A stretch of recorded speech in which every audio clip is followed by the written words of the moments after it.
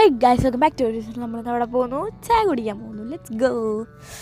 എത്ര ചൂടായാലും ചായ ഈസ് മാൻഡേറ്ററി ഫോർ ഇന്ത്യൻസ് എന്നൊന്നും എനിക്കറിയത്തില്ല. അപ്പോൾ നമ്മൾ ചായ കുടിക്കാൻ പോയാലോ?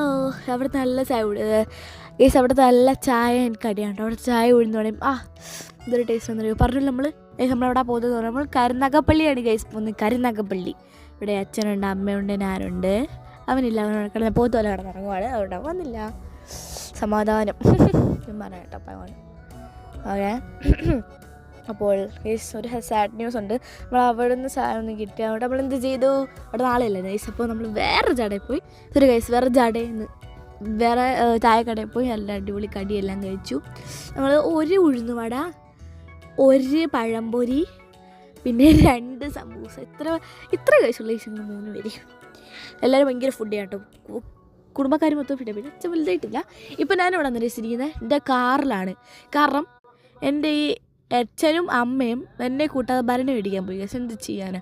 പക്ഷേ ഇവിടെ ആവി എടുത്ത് പുഴുങ്ങോളൂ ഗൈസ്. അപ്പോൾ എല്ലാവർക്കും പിന്നെ വേറൊരു കാര്യം പറയി ചെറുതായിട്ടൊന്ന് ചായയുടെ വീഡിയോ എടുക്കാൻ മറന്നു. കാരണം ഫോൺ ഇവിടെ വെച്ച് മറന്നു.